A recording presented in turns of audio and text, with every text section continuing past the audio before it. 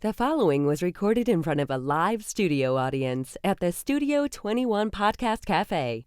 This is the United Podcast Network. The following program is closed captioned for the thinking impaired. By tomorrow, I will rule the world! You think he's gone? He's not gone. That's the whole point. He's never gone. Is this some radical new therapy? You see? Well, I must have not been paying attention when you were just talking to me. Do you think that you could repeat the question? Alrighty, am I up? Am I on? Huh? What? Who? What happened? Been something and all of that, nothing. Hey, how you guys doing? Tom Duggan here on the. You gotta boost me just a little bit there, Ed. Maybe even a little lot bit. Hey, how you guys doing? Tom Duggan on the Paying Attention podcast here high atop Two Guys Smoke Shop at the Studio 21 Podcast Cafe. And we are here every Thursday at, I don't know, what time are we here? Because I always get the time wrong. 2 p.m. 2 o'clock. Eastern time. Eastern time. Every Thursday afternoon. And then every once in a while we do like these funky little live cut-ins every once in a while. So you want to keep an eye out for that. We've got a pretty good show for you today. Hopefully you guys enjoyed our debate last week between the Governor's Council candidates. I encourage everybody to go back and listen to or watch that debate, especially if you are in Essex County in Massachusetts. It was the Governor's Council candidates. There's 3 of them, and it is one of those down-ballot races where most people don't pay attention to it. They were mostly paying attention to the governor and the state rep and the state senate races. But the Governor's Council approves judges, and they decide who's going to be on your parole board. And to me, that's a little bit more important than, no offense, Linda Campbell, than state rep or state senate, because they're going to be. Oh, she took all her propaganda back. Now she's mad at me. But it's a really important job, and I think people should pay attention to it since it is on the ballot. I'm going to try not to do that through the show. So we were going to have a debate, and I wanted to have a debate between Linda Campbell and her challenger, Anand Gonsalves, but Linda didn't want to do that. And so I guess my first question, before I ask you to just kind of introduce yourself and do all the happy stuff, is how come most people in your position, you're an incumbent, you've been here forever, you're obviously the favorite to win because most incumbents get reelected. Why didn't you want to debate Anand Gonsalves? So, Tom, well, first I'm of just all... I'm just going to adjust you while you... Yeah, please. There you go. There you go. Thank you. So, Tom, first, thank you for having me. Well, you're welcome. And by the way, I love Linda Campbell. Well, thank you for saying that. That's a good way to start. Are you only here because now I have credibility that I've been in a dunk tank? Is that true? I think that gave you a lot of credibility. All right, okay. Very good. Really. I mean, you've earned some stripes. That was a bloody cold day, man. Yeah, it was. It was a cold day. It was like 5 below zero, or at least it felt that way. But it was a good thing to do. Yeah. And next year, hopefully, it'll be a little bit warmer. And that was the Methuen day. So yes. We're going to do that again next year. So, yeah, so I'll answer your question straight up. You know, I'm a very easy person to talk to. But I have a long record of accomplishment. The individual that's running against me has no record. So it seems kind of not a, I don't know, what do you debate with someone that has no record? And no community service. But you don't know until you try, right? Yeah, well, I mean, you could have sat here with him and said that to him and then challenged him to come up with something. Well, you know, I'd like to... I think she wanted me for herself. That's what I think. I think so, too. Right. Yeah. And I trust you to talk about the issues. Well, that's what I'm here for. We want to make sure that we talk about issues. So before we start, I think people need to know who Linda Campbell is. And before I ask you to tell people who you are, how I know Linda Campbell, out of full disclosure, we sit on the Methuen Exchange Club together. Correct. And she's also in my book, Heroes in Our Midst, from the pages of the Valley Patriot, because she was a paratrooper in the Army. Did I get that right, Army? You did. And she used to jump out of planes. I don't even like going in planes, much less jumping out of them, so you get a lot of respect from me on that one. But she's also been a state rep for a long time, and we've known her since she's been since she was a city councilor, actually. And I'm going to ask you some questions about Methuen and the city council stuff and everything. But first, I want you to just tell people who you are. So, yes, well, thank you. For those of you that are outside my district, my name is Linda Dean Campbell, and I represent most of Methuen and essentially the Bradford section of Haverhill. But as all state reps know and all of you know, it really doesn't matter. You have a chunk of a place. a chunk of a city. You have the entire city and the entire interests of everyone in the city foremost and first in your mind. So essentially, I represent Methuen and Haverhill in the state legislature, and very proud to do so, and feel very privileged to do so at this point. Excellent. So now that we get the happy stuff out of the way, sanctuary cities is a pretty big thing. Sanctuary cities are communities that don't allow local law enforcement to work with ICE and the federal agents who are trying to deport criminals who are here illegally, people who have warrants in their home countries for things like murder and rape. And I'm wondering, because there's an awful lot of talk about making Massachusetts a sanctuary state, I'm wondering where the great Linda Dean Campbell, who's kind of part of leadership now, right? So you're going to walk a fine line. Where does Linda Campbell stand on all this sanctuary city baloney?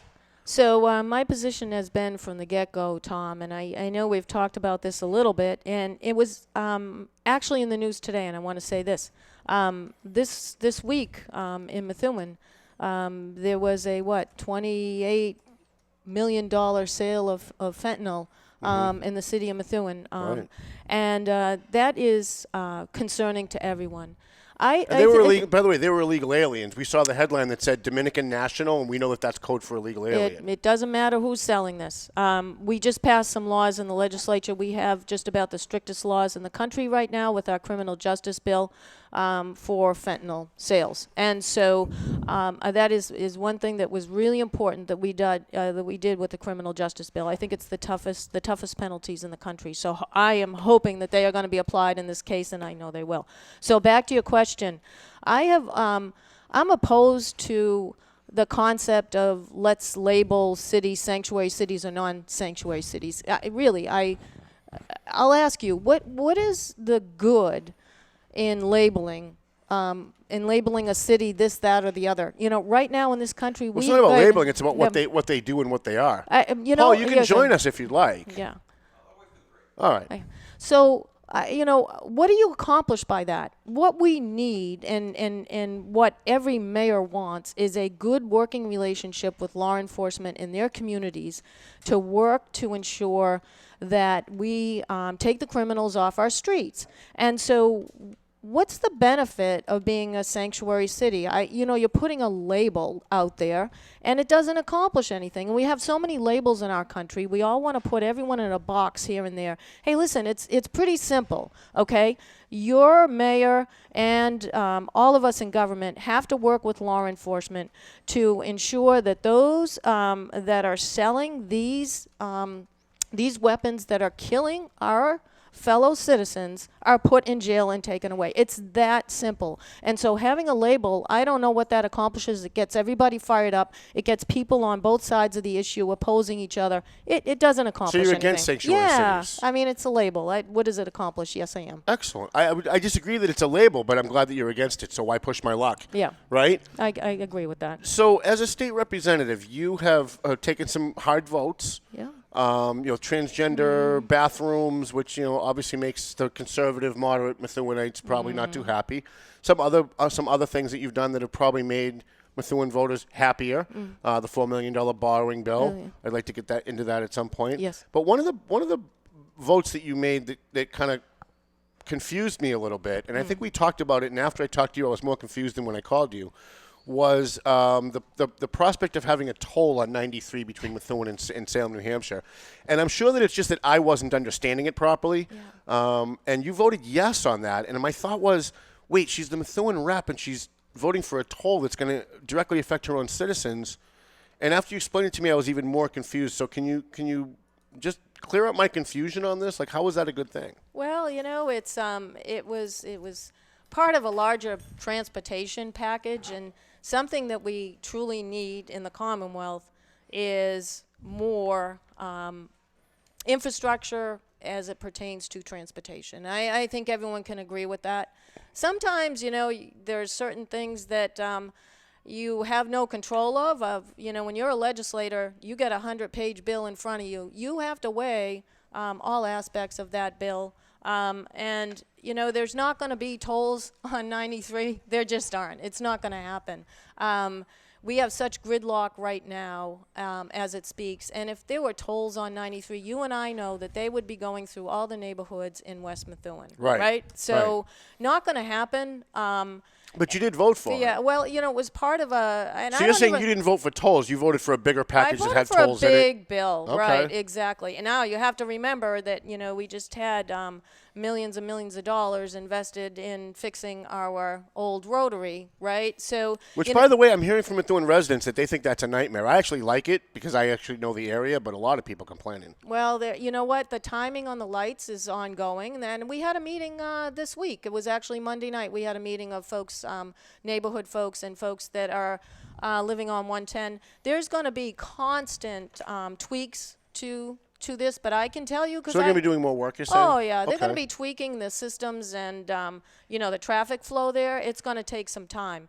But overall, the feedback that I have gotten is that when people go to get out to 93 in the morning, it is a completely different scenario. It's improved 100%. Of course, the accident rate has improved, gone down 100%. So people can get to where they need to go 100% better because of this project. However, then they go out to 93 and they sit in traffic. Right. Okay, so, that's my There's that's that. where there's that, right? Right. And we definitely have to look at that. And if Massachusetts is going to continue to have the good economy that we have, we are going to have to invest somehow in transportation. I don't have the answer to that, Tom, but if our young people cannot get to work, they are going to leave and they are going to go somewhere else because public transportation is very expensive and parking in the city of Boston is worse. Right. So, if we One want of the reasons I don't go to Boston is because you can never find a parking spot. When you do, it's like $500. Right. So, that's a major issue. Right. So I do have one thing that I want to bring up because I know that it's something that we had talked about and we will run out of time here quickly. Is I believe that civics might go through the House and the Senate. Excellent. The final tweaks. Excellent. Explain that to people because we've talked about that. Right, off record. right. It's huge. It's something that's coming at a good time. That's taken many years by many of my colleagues to pass, as does most good legislation. And it requires the teaching of civics in our school. But it also takes another step, and that step is to make sure that students understand that they have to be media literate. Mm-hmm. They have to know where the information that they're reading comes from. And when you say civics, that's actually code for what we used to call history. We used to have history classes where you actually learned presidential history. You learned... No, this is a little different. This is government. This is like, how does government work? And, government affects students even where they are. So this is government. What does our Constitution say? What does the Massachusetts Constitution say? How is a law passed? How does education funding affect you and your plans to go to college? This is about the basic documents in our government so that students understand who they are as a citizen of the United States. As long as you're not teaching that the Constitution's a living, breathing document, I'm on board. I'm not going to comment on that. There's many viewpoints on that. We could discuss that for hours. But no, it's what is in these documents. And students need to know what is in the Declaration of Independence, what is in the Constitution of the United States. And they also need to know that, listen, they have to be critical when they use media to come to some decision. And they have to participate. And how do they participate? And why is it important? Mm-hmm. We also require for them to do a project that allows them to work with an issue of government that affects them that they're interested in. Right. Whatever that is, an environmental issue, what time school starts in the morning, government affects them in a big way. And so we feel if they can be hands-on and learn that they have to be hands-on, this is a way that we can, maybe bring some civil discourse to our country. And it's a huge step. My fear is that it backlashes, and what it becomes is another opportunity for public school teachers to indoctrinate children into liberal orthodoxy. Yeah, so listen, that's a concern that everyone had with the legislation. And we have the word nonpartisan in there 100 times, okay? So this is about the basic documents of our country, the laws that we're all governed by. So it's not allowed. It's actually put in the bill that that's not allowed. And we go so far to say there's a group project in school, and there is a student or a parent that's uncomfortable with what the teacher choose to have as a group project. That student can do an individual project. So we are ensuring that it's nonpartisan. It's about our basic documents of government and how students can, affect the outcome of our country. And Now, I know you want to talk about your environmental bond bill. I'm not going to let you do that. No, I'm not going to let you do that because I don't care about the environment right now. Quite frankly, I'd like to talk about the home rule. I think we spend way too much time on talking about the environment while our culture is collapsing. Yeah. But one thing that I do want to talk about is you were very instrumental, and I appreciate greatly that you were very instrumental in pushing my public records bill through the House. Right. And that was a very difficult fight. And it's now coming back, as I said that it would, when they stripped out all of the things that had teeth into it from my original bill. And there's now a groundswell of people who are saying, wait a minute, why is the legislature exempting themselves from public records? And I think that's something that the legislature needs to address. I mean, if leaders in this country need to walk the walk, and if you're going to be passing laws for other people, it should also apply to you. What are your thoughts on that? My thoughts are twofold. One, we do need more transparency in records because we want more participation in government across the board. And I think every elected official feels that way. I know I certainly do. But here's the thing. We have a lot of division right now in the country, right? I think that's fair to say. Yep. And there is nothing getting done in Washington, D.C. And we are legislating at the state level on all issues of importance to people right now. And it's been this way for a while. Now, what we are able to do in Massachusetts, and by the way, I got 4 bills passed that the governor signed, and I want to read my statement and some of my campaign literature. You can read your statement. And I'll get to that in a second. But this is the thing, you elect us to work out problems. Right. So if my calendar is completely open to everyone, and I'm meeting with Joe about this issue, and Steve finds out that, hey, you met with this person, you're talking to them, that's a problem for me. Okay, I'm just bringing out some hypotheticals here. Okay, so there is transparency, but people elect us to get the job done. And, but we also have a right to see what you're doing. Yes, but you do. You can look at all our votes. You can look at all of our... Not really, though. Yes, you can. You can look... I mean, listen, with all due respect, a lot of votes are voice votes where everybody hides behind the voice vote and nobody knows what you're voting on. No, we don't do that in the House because there's too many of us. That can't be done. You don't do any more voice votes in the House? No. When did that stop? But Tom, almost all our votes are important. Are roll call votes, and in the House that's the way it's been forever. But let me say this. I mean, folks that want to find out our voting record, it's extraordinarily transparent. It's very easy to find out. And you also have to understand, and I think individuals understand this when they look at this, they know that a bill, as it starts, is going to be a very different bill that ends up on the floor of the House. I know that. And that's I wrote a bill that looked nothing like what got passed. And that's what people expect us to do. They expect us to be able to compromise with, in my case, my Republican colleagues, and I work very close with all of them, and I'm very well respected by them. So this is what people expect us to do. They don't expect us to argue on Facebook. They don't expect us to argue in the social media. They expect us to talk to each other, to talk to our constituents, to actually get stuff done. And in the Commonwealth of Massachusetts, I think we can say that we do get a lot done. And so, we're tops in education in the country. We have the safest streets in the country. We have a lot of problems, obviously, but Massachusetts leads the country in 5 or 6 crucial areas, and I think that that's what people expect us to do, to talk to each other and to get stuff done. And I'd just like to, to mention that I did get 4 huge bills done, 2 pertaining to public safety, 2 pertaining to veterans. The civics bill, I think, is hopefully going to get done and to the governor's desk. And I also have a couple that are still in play. Why? Because we're able, and I am able, I can certainly speak for myself, I won't speak for others, but Charlie Baker has been extraordinarily helpful. He likes you. I think he Charlie calls them one at a time. The governor calls them one at a time. He doesn't like, he can come up to me and say, hey, Linda, there's no way I can support that. But he can turn around in 2 seconds and say, hey, I can support this. Okay. So this works in Massachusetts. When I talk to Charlie, he always says nice things about you. Well, I've had a lot of interaction with the governor. It's very. Well, I mean, you're members of the same party, so it makes sense. Well, you know what? It's very real. And I'm voting for him, but I'm still throwing jabs at him. Sorry. Yeah, no, that's what we all need. But do you support a line item veto? Do you support if the governor wanted to have a line item veto? If there's one thing in the budget that he really hated, like the president had? Oh, actually, I think the president does have that. Yeah. They didn't pass that. We do a lot of veto overrides, so he does have that authority. You get the authority to veto, but he doesn't have the line item. Right, but you know what?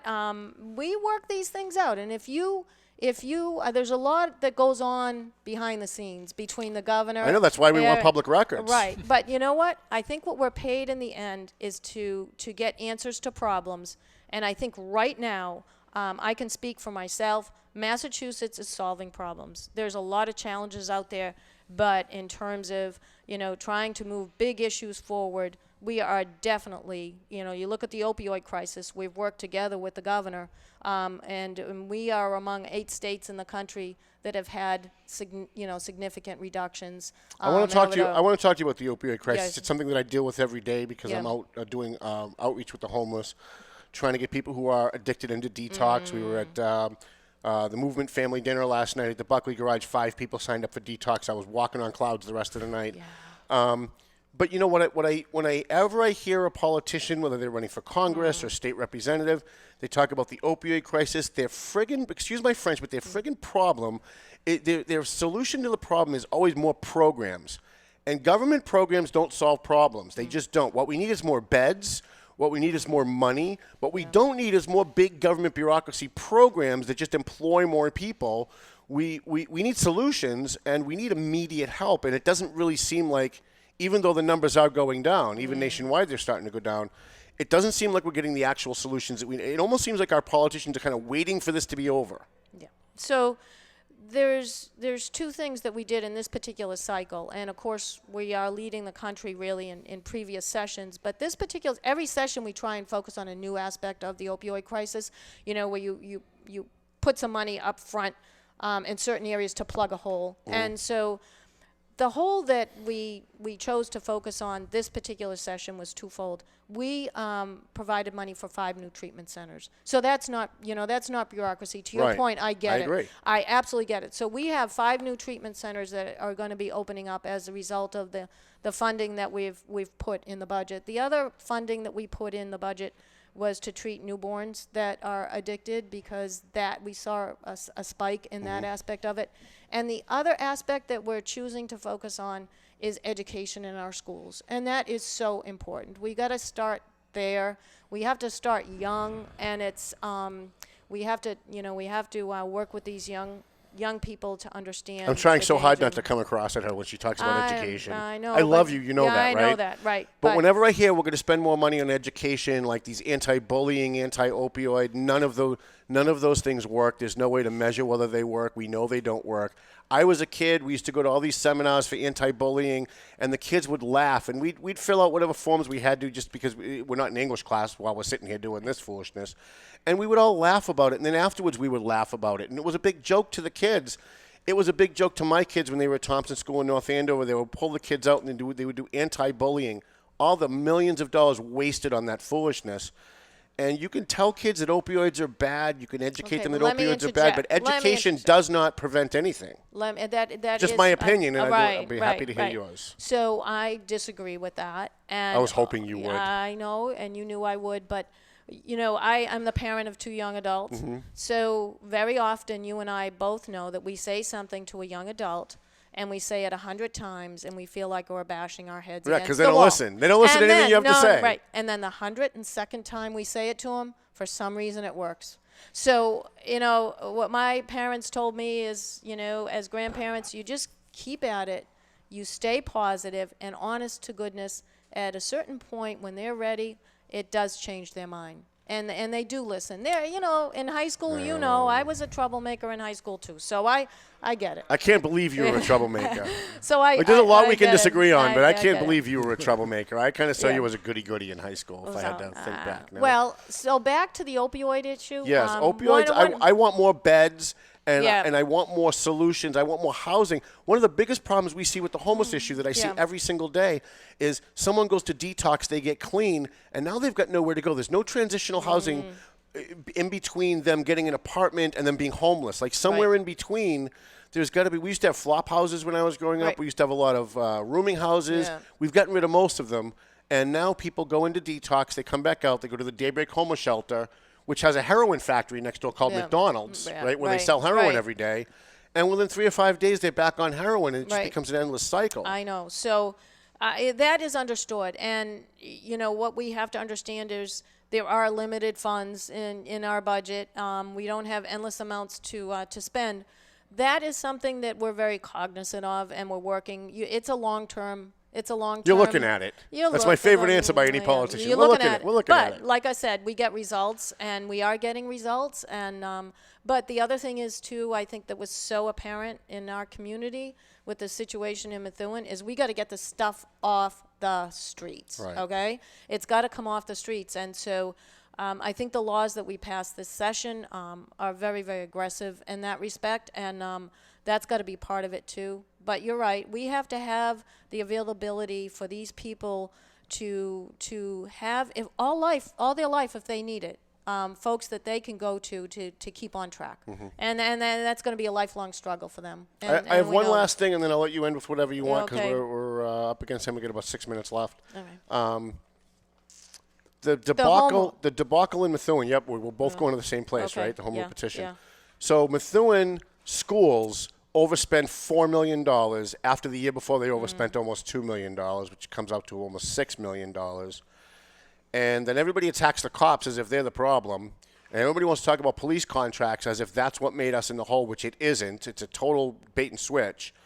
And you come in last minute. I think you did yeoman's work trying to work with the locals to try and work on a home rule petition to borrow the $4 million to pay the schools. Here's my concern, and I'll let you address it however you want. So you get them the $4 million. They're going to have some fiscal oversight by the state. They take the $4 million. They pay off the bills for the schools, and then this city council gives the schools more money than they gave them last year. So not only do they pay the $4 million from a loan that the schools overspent, then the schools ask for more money in this year's fiscal budget, and they give it to them. And I'm looking at what I think is maybe fiscal mismanagement, and I'm wondering what your thoughts are about all of that. Right. So obviously, the Methuen situation is very serious. I do want to say this at this juncture. That the home rule petition is on the governor's desk. And I talk to the governor and his team probably every other day on this particular topic. And what folks have to understand is that my job was to get something done. And that was to get a piece of legislation that the governor and his team and DOR would sign and that I was comfortable with, that had a lot of oversight in it. And it does. So to answer your question, next year's budget is going to be a challenge for the city of Methuen. Yeah, it is. And I don't have the specifics in front of me, but I know it is. And I know that Sean Cronin and I sat there when we talked about this and how much they should be authorized to borrow. It was suggested that perhaps they should have the authorization to borrow a little bit more because every year things are slightly more expensive just by inflation. So you ask yourself what's different next year than this year. There's going to be some challenges, okay? But I have confidence that we can get a chief financial officer in there, a chief administrative and financial officer in there. What's important about this, Tom, is this person is going to make sure that the school department knows the city budget, the city council knows the school department budget, the mayor knows both. In other words, this person is going to provide advice, information, whatever information is required so that the city is on the same sheet of the music. And that is the only way you can do a budget. We don't have that now. No, we don't have that. And my real concern is that next year you're going to have a bigger deficit because they're continuing to spend money. Well, no, let me stop there. They have pared down the budget I've substantially. I watched every minute of those meetings. Yeah, I watched a lot of them too, and they have. But this is the thing: once this CAFO comes in, there is going to be and also this person, he or she is going to be well qualified, having done this many times before. They don't have an agenda. They're not on the city council side. They're not on the mayor's side. They're just going to provide them the professional information that they need. And there's also going to be an individual there from the state as the overseer. So, we're going to have it from both sides. It's going to be very hard for people to put misinformation out there. And I think that's the point at which we need to start.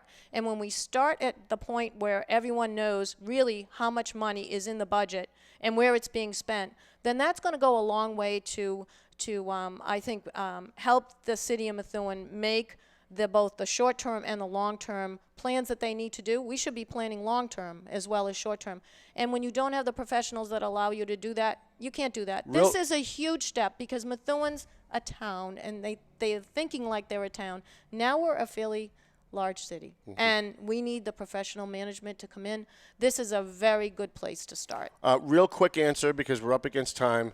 One of the things that has really bothered me about what's going on and what has gone on in Methuen, you had a superintendent who worked for 10 years with no license, not certified, and then we find out that for 8 years, right? And then we find out that for the 10 years before that, she was a school principal and wasn't certified and didn't have a license. And my concern is, why hasn't the State Department of Education done their job, A, while that was going on to make sure that didn't happen, but B, since that time, nobody's lost their job at the Department of Ed that allowed that to happen.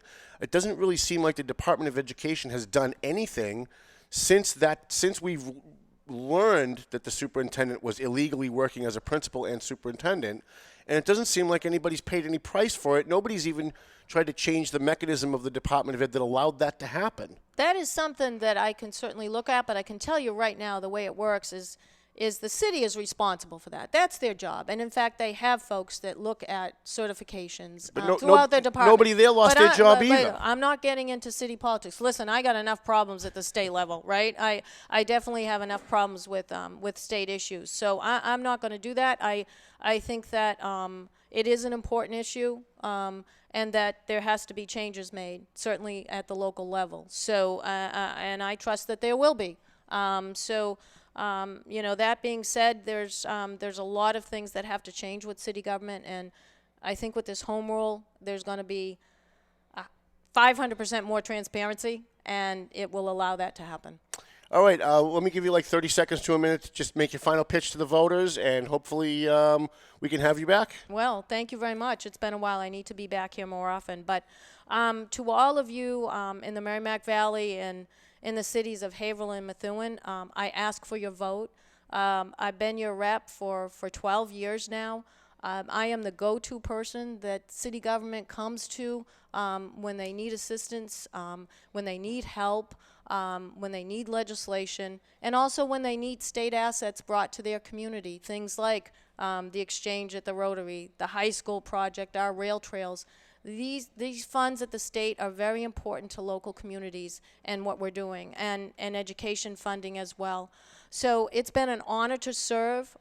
This session, I was able to work with the governor of the Commonwealth and legislative leaders in the House and in the Senate to get 4 pieces passed, 2 pertaining to public safety, allowing our police officers to more effectively deal with mental illness, which is something that they deal with every single day, and they say exponentially. This is a problem that they need help with. And also firefighters and the rising cancer rates, and the civics bill, and legislation to protect the vulnerable in group homes, and many other pieces of legislation that I work primarily with the governor to get passed. And I ask for your vote so that I continue to bring these assets to our community and to legislate in a very responsible manner. Linda Dean Campbell, she's a state representative representing Methuen and Haverhill. We're going to take a quick break. We're going to thank some advertisers and sponsors who actually didn't care that I was in a dunk tank. And when we come back, we're going to have the man challenging Linda Campbell on the ballot this year. His name is Anand Gonsalves. And I think would have been way more fun to have both of you up here for an hour, but I'm at least glad to have you separately. And thank you, by the way, for you, columnist, contributing columnist to the Valley Thank you. Patriot. I Thank you. appreciate that. And also an advertiser. I also appreciate that. We will be back after this on Paying Attention.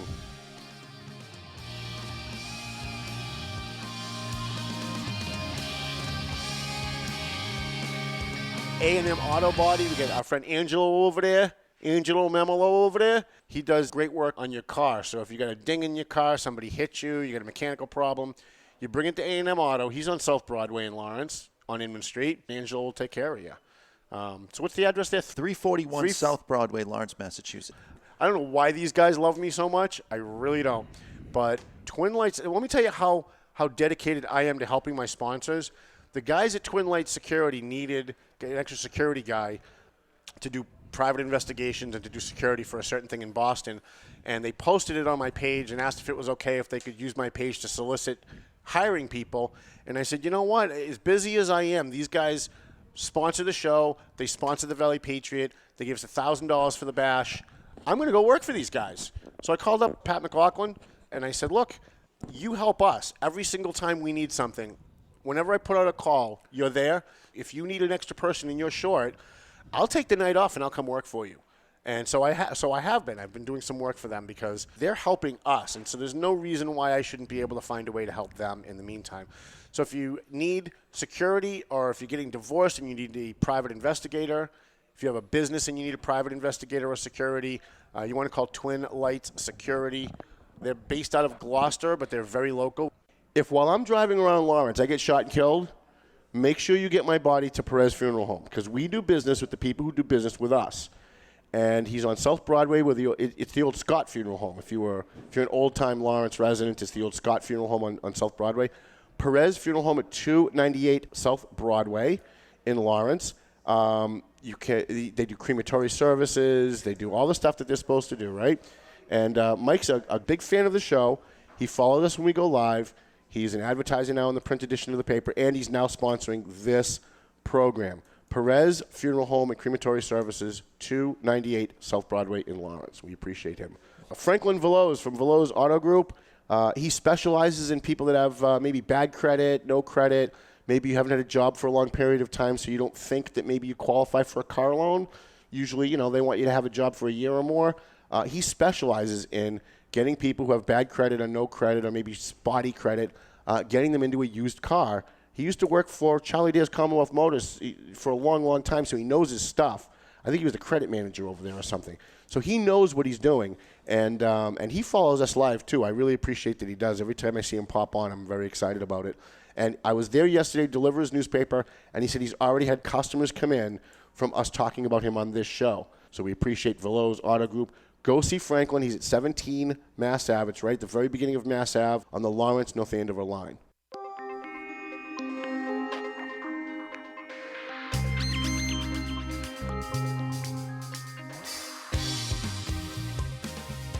All righty. I don't think I was too tough on her. Did you think I was too tough on her, Ed? No, I think you were very nice. You thought I was nice? Yeah. Well, then I didn't do my job. I want to redo on that. No. I don't want to be nice. No, you were respectful. Okay, all right. Respectful works better, I guess. Sitting to my left, to your right, is Anand Gonsalves. He is challenging Linda Campbell for the state rep seat. And I don't know as much about Anand, so it's going to be harder for me to question him, but I'm going to do my best, right? Why don't you, can you pull his mic up? I don't think his mic is up. Is he on 3? Did you say something? Hello, can you hear me? He's on 2, actually, for some reason. That's the answer. All right, try it again, Anand. Can you hear me? Yes. So why don't we do this, and then there you go. So why don't you start off with who you are and why you want to run for state representative? Sure. So my name is Anand Gonsalves. I live in Methuen, Massachusetts. I have been living in this town for 13 years. And the reason I'm running is, most of the people know what's going on, and I wanted to make a change, and then nothing has been happening in the city. It's been same old for the past 12 years. That's when my opponent got elected. Mm-hmm. So I wanted to make a difference. That's the reason I I said, Tell us a little bit who you are, like what your background is. What do you do for work? Yep. So my background, I'm a software architect. I work with software. That's I have a degree in computer engineering, and you can hook us up with some really cool software for the show. Sure. So I came to this country more than 20 years back, right? And I'm the epitome of the American dream. Like you come here with nothing, you work hard. You're a first-generation immigrant. I am a first-generation immigrant. And you came here legally. I did. Thank you for doing that. I'm all for legal immigration. I don't care where they come from. Exactly. As long as they do it legally. Yep. That's what I am for too. So good. Do it legally. Right. Don't do it illegally. So what did you think? What did you think of the sanctuary city discussion we had with Linda Campbell? What do you think about the sanctuary city stuff? So right out of the gate, we might as well just go right in. Yep. Right? I want to point one thing out. She never said yes or no. She just danced around the answer, but she never said that she's for or against. Well, right? I did pin her down at the end and said, so you're against sanctuary cities. That's what you said. Right. Yeah, and she said, well, yes, because I think it's just a label, which I don't agree with, but at least the answer was that she's against it, I think. Again, she didn't say she was for or against. My position is I am against sanctuary state. And I'll explain why, right? Most of our law enforcement officers, they know what they're doing, right? When you make a state or city sanctuary, you're taking that control away from them. So I have 100% confidence in their ability to do their job, right? When they stop somebody, they can make a decision whether this person needs to be turned in or not turned in, right? Right. When you make a sanctuary state or city, you take that control away from them. So, I don't want to do that. I want them to make the decisions that they make on an everyday basis, and and I think our law enforcement is working perfectly. Why change it? Mm-hmm. So now you're running against Linda Campbell. You could have run for just about anything. You could have run for state senate, but you chose that seat. Why that seat? Why Linda Campbell's seat? Why challenge her? Because like I said, nothing was getting done in the city. Like she mentioned the rail trail, right? When I moved here like 13 years back, that was a big thing on everybody's. Everybody's talking about. Oh, we're going to do the rail trail. Why did it take 13 years for that to happen? And now it's not yet functional. They're still doing the work on that, right? And other stuff also. Like this morning I was visiting the senior center, right? And I talked to the lady there, and she said, she was so frustrated with the way things are going. She said, there are seniors there who apply for a SNAP benefit, right? That's the nutritional benefit, and she says a senior has to apply an application which is 78 pages long. Oh, that's ridiculous. And I'm like, okay, there's something wrong in that, right? Plus, what she told me was there was a case of this senior where he got $2 extra in his Social Security. So his Social Security went up by $2, and the SNAP program went from $97 to $25. Wow! From just going into that next bracket. Yeah, and I'm like, no. How is anybody going to survive on $25 a month? That is not right. So, that's something I told her. Like, if I get elected, that is something I'm going to look into, because, we have to take care of our seniors, because they have lived in the community. They have raised families. They have made this community prosperous and vibrant. And now it is our chance to take care of them, and that's what we should be doing. What do you think about all the foolishness going on at the local level? You're running for state rep, obviously. Right. But you'll have to deal with them. If you were to win, you would have to deal with, the bond bills and the borrowing.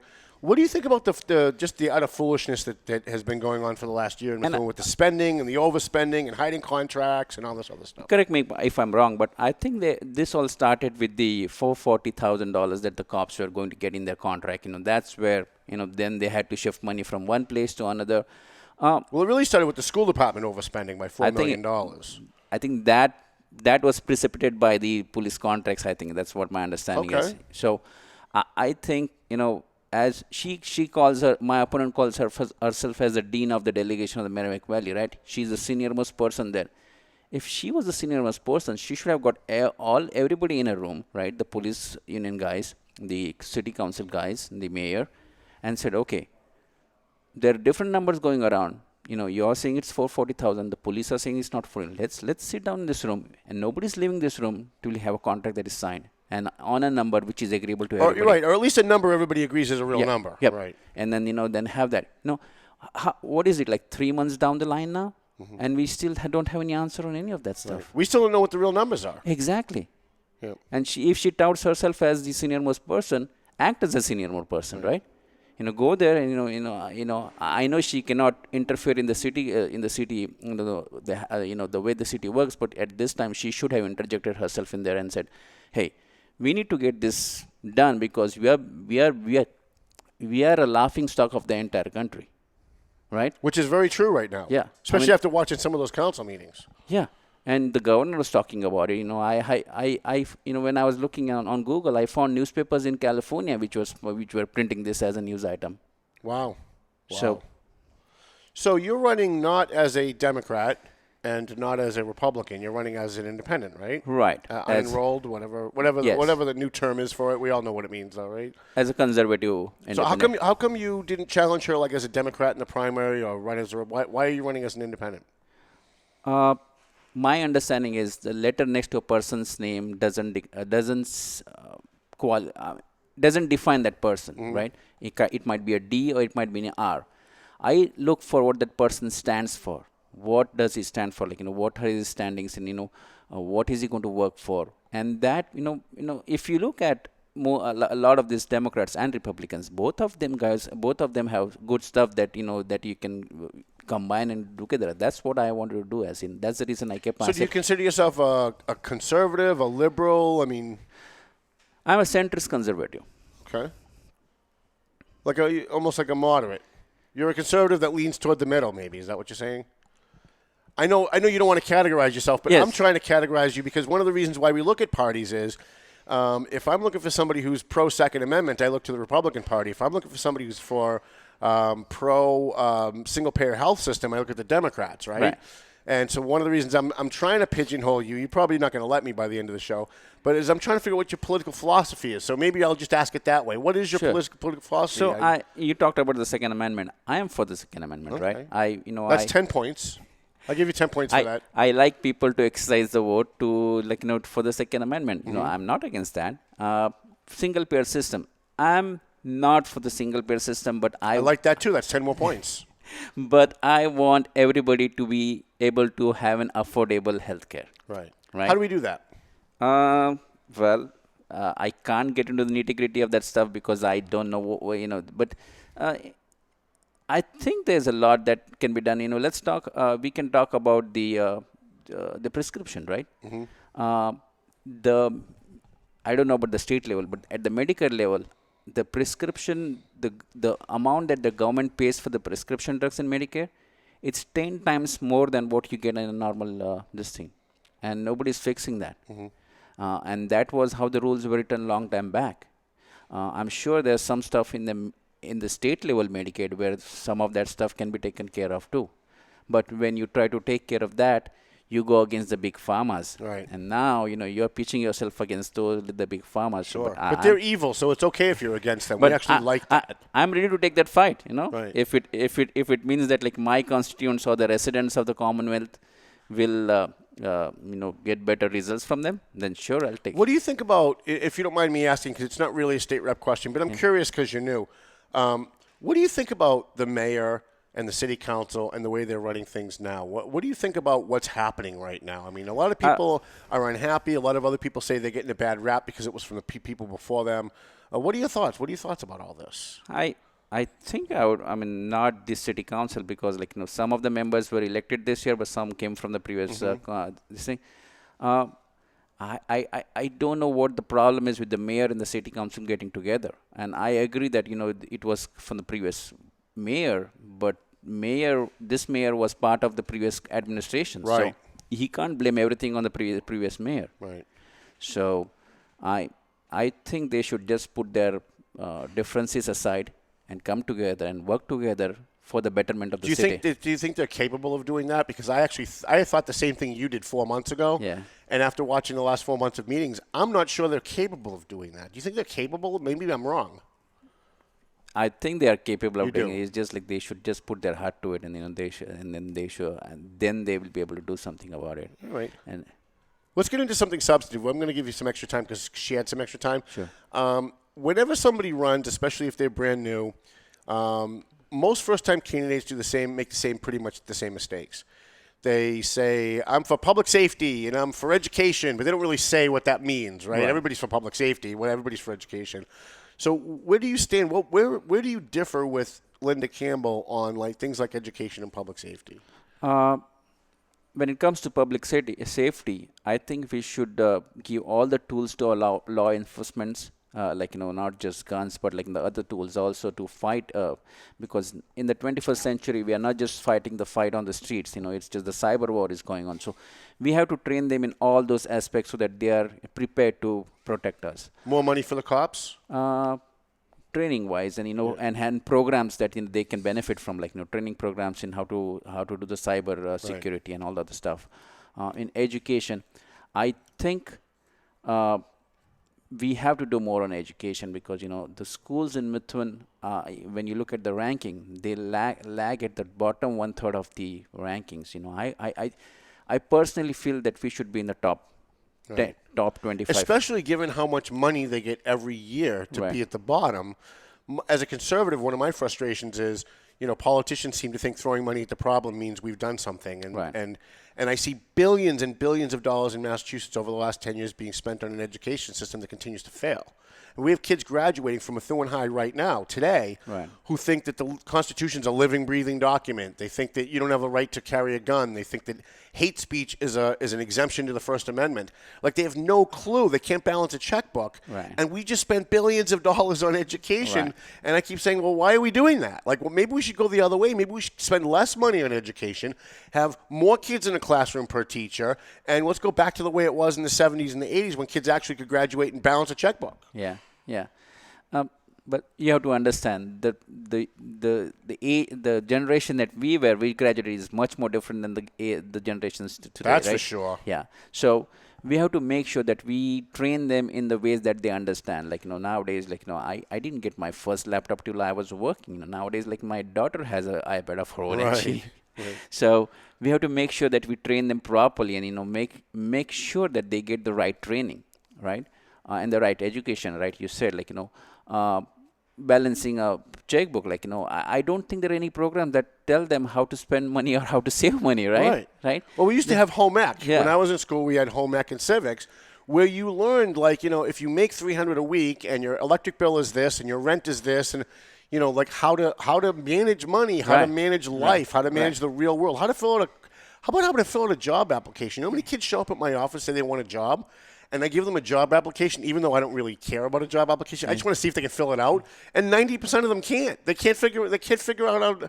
I'm like, why would I, as a newspaper, hire you to be a journalist if you can't fill out a job application? Right. And to me, it's actually a test to see if they can fill it out. It's not what they put on it. I couldn't care less what they put on it. They can lie all they want.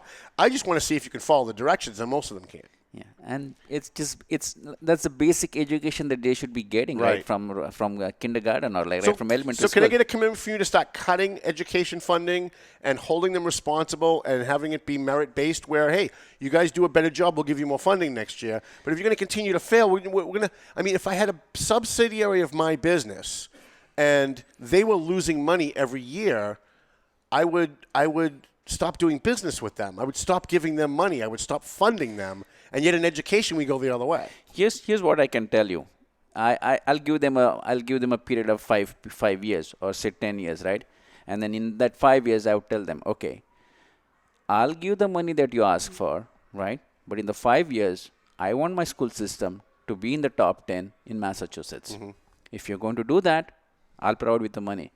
After 5 years, we'll sit down and we'll take a look at it. And if you're not done that, then you're not going to get any more money out of it. Excellent. I love that answer. What is your number one priority? Let's say you get elected. Let's say you beat Linda Campbell and you get sworn in January 4th or 8th, whatever it's going to be, and you take it. What's the first thing that you want to tackle? There are two things that I want to tackle. Before today, it was one thing I want to tackle: education, like you said. I want to see what could be done more for our schools. But after talking to the senior center people this morning, I have, I don't even know where to start with, helping the guys, because they are really, they need help immediately. Mm-hmm. So that's going to be my, like I said, a single application is 78 pages long. That's crazy. Exactly. Mm-hmm. it's okay if you okay. The reason that they did was because to prevent fraud. Like people who who'll take that and they'll buy stuff from that and sell it on the aftermarket. And I said, how about a common sense solution? Anybody above 75 who's applying, those 78 pages doesn't matter. We should have a one-page document for that person, right? And just give him the SNAP money depending upon that one-page application. Sure. Right. So that's something I want to work on because it just really blew my mind that somebody for the citizens, the seniors, they have paid their dues, right? Absolutely. They've paid in the system their whole life. Exactly. So now it's our turn to pay them back. Right. So why are we making them jump through all these hoops just to give them what is theirs? So that's something that I want to work on. Great. Now, if you win, you're not going to be a Democrat and you're not going to be a Republican. Who do you caucus with? Like, who do you lean with? Do you lean with the Republicans, or do you just kind of go when you feel like it? I'll probably lean with the Republicans. With the Republicans. That's the right answer. 10 more points, Ed. 10 more points for Anand Gonsalves. But how many points is he up to? 34, I think. 34. He's climbing, though. Yep. Again, most of what I believe in, aligns with what they stand for. Right. So that's the reason. But but again, if there's something that they propose and I don't agree with, I will go with if the Democrats proposing something that is better, I would go with them. But it's like what is best for my constituents. Right. Right. I'll work with what is best, and whoever gives me the what is best for my constituents, I'll go with them. So I wrote this public records law, and by the time they passed it, it was a shadow of what I had originally written. Yeah. But I was still happy to have it because it did have some teeth in it. But now some of the things that got stripped out, as I was talking in the last half hour with Linda, one of the things that they stripped out was they exempted the legislature from public records. So if I wanted to find out, what Linda admitted, like a lot of stuff goes on behind the scenes. She said, right?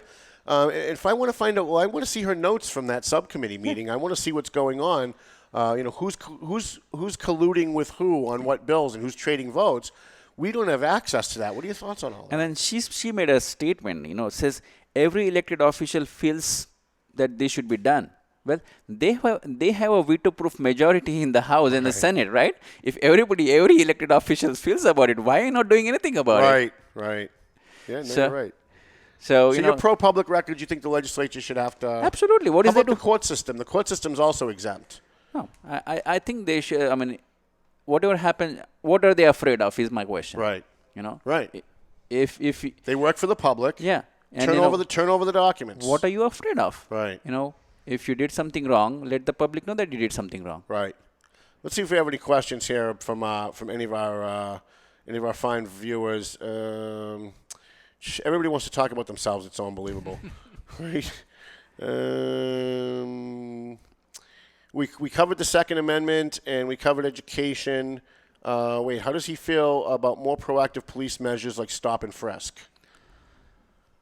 So I'm for the Fourth Amendment, right? You're for the what? The Fourth Amendment. Yes. Unreasonable. Fourth Amendment's very good. I like that one. Yeah. So unreasonable. So as long as the cops are not abusing or not they are not doing that to the people, as long as they're within they are doing everything within the Fourth Amendment, I'm for it. Okay. Right. Because they should not be doing things which violates the Fourth Amendment of anybody, right? So if they are doing something which violates the Fourth Amendment of anybody, then that should be taken. That should be called for. But if they are doing something that doesn't violate the Fourth Amendment of any of my constituents, I'm good for it. Can I get back to the home rule petition because we've still got 4 minutes left. Linda Campbell pushed through this $4 million borrowing measure because the school's overspent. Would you do that? Would you be willing to give, if you were the state rep instead of Linda a year ago, and the city council came to you after all this mismanagement and said we want to borrow $4 million from the state? Would you give them that bailout money after they've overspent school department 2 years in a row? Well, if I was there, we wouldn't be in this situation at all. Oh, that's a good answer, right? I don't believe you, but it's a good answer. Because I would have got everybody in the room. And let's figure this out about the police contract, where the money is going, and then figure out if there is money for the schools, and and do the same thing. Home rule petition. There's one other thing. I don't know if you have this, but there was a councillor, Jamie Atkinson, right? He served so the city of Methuen as a city charter where you can only serve for 2 terms, and after that you have to stay out of any city jobs for 1 year. She filed a home rule petition for him so that he could get a job with the police as a junior accountant, right? Now, why would you do that, right? And my question is, was he so poor that he needed the money that he had to get a job with the police contracts, with the police department? I don't know the answer for that. But why would she she file that and not say to him that, hey, it's the city charter, you have to wait for 1 year and then come back and do that. Right. So, what do you think happened there? Do you think? I mean, everybody, the rumor mill, the general thought in Methuen is that deals were made. That he got the job because he made deals for his votes on the budgets. I'm not privy to what happened, and I'm not going to speculate. Okay. But I'm just telling you that, it's just and he was hired there as a junior accountant, and as soon as they did the restructuring, that position was cut off. So that position. Yeah, and then the mayor actually put him somewhere else for a while till he got caught. Yes, because the home rule petition was for only that job, right. And then he was so. So if that job was really that important, they wouldn't have cut it when they did a restructure. Right. And he created that job. Right. Like he voted to create that job when he was on the council. Exactly. It never existed before. Right. Right. And I don't know if you looked at it, but it paid $48,000 per dollar, and that's a lot of money for a junior accountant. It is. But you know what was the most painful about that whole topic is Jamie Atkinson's the nicest guy in the world, right? And I've always liked Jamie as a person. And you have to kind of divorce yourself, even though it's hard. You have to divorce yourself from it and just look at what happened and go, holy crap, how did this nice guy actually get involved in all of this? Yeah. You know, and that's what's, at least from a news perspective, was very difficult. Yeah, and for me. as a state rep, I would have said no. I'm not doing that. It's this is wrong on all aspects. I'm not going to file that for home rule petition. Who are you voting for governor? Baker. You voting for Charlie Baker? Yeah. Going with the Democrat, huh? Yeah. He got more points for that? I think he did. The pretend go Democrat. Yep, no, he did. So we've got another minute and a half to 2 minutes. Why don't I just give you a chance to talk to the people at home, try and convince them why they should vote for you, what's important to you. Yep. When you go door to door, what it is you talk to them about. You got the audience here, and yep. We have sometimes 3,000-4,000 people watch these things. We had what are we up to 100,000 downloads on the audios? Yeah. So you got a lot of people listening to the show on audio. So why don't you make your final pitch? Sure. So some wise man once said, the definition of insanity is doing the same thing over and over again and expecting a different result. We have been doing the same thing over and over again for the past 12 years. Nothing has changed, right? It's time for a change now. So I'm running as an independent candidate for state representative because I want to bring change to the city. And that's the reason. And I will make sure that I fight for my constituents and get what is rightfully theirs. And that's the reason I humbly ask you for you to vote for me, either on November 6th, or if you're voting early, you can go now and vote. So please vote for me. Yeah, Methuen, I think, was one of the first communities to have early voting, right, in Massachusetts this year? Oh, really? I didn't know that. So, yeah. Yeah. So you are running as not a Democrat, not as an independent, but not as a Republican, but as an independent. I'm wishing you well. Thank you very much. Right? Anytime somebody's running for the first time, it's got to be tough on your family. Yeah. I'm willing to bet as we go out of the show, I'm willing to bet that it was nothing like what you thought it was going to be when you first decided you were going to run for this job. I thought it was going to be more tough, but it's. Oh, you think it's easier? Yeah. You think taking down Linda Campbell is a lot easier than you thought it was going to be? That's funny. I like that. You're a funny guy. Listen, hopefully, if you win, you'll come back. Absolutely. And hopefully we'll be seeing you on the campaign trail. And I appreciate your time. I know it's tough to pull you out of the Methuen neighborhoods on a day like today. No problem. Thank you very much. Thanks for having me. All right, everybody. Thank you so much for paying attention to the Paying Attention podcast. I have a quick little message for Columbia Gas. Get your friggin' act together, guys, out there. You got Feeney Brothers in North Andover screwing around. You've got all kinds of problems in the community. You guys keep saying you're going to have it by the 19th. We know you're lying, and we know why you're lying, and we're going to continue to expose your lies. So my advice to you at Columbia Gas, Get your act together. Stop lying. Be more transparent. And there's going to be a Q&A this weekend on Saturday at the North Andover Senior Center at, I think, 9 or 10 o'clock in the morning. The president of Columbia Gas is going to be there. I'm going to be there asking questions. You should probably go to that. It's something you're not going to forget. Thank you, everybody, for watching. Thank you for listening on the downloads on Podbean and all that stuff, Spreaker and Spotify and Google+. Melvin Taylor says we got to go home, so go home already. Going home. Going home.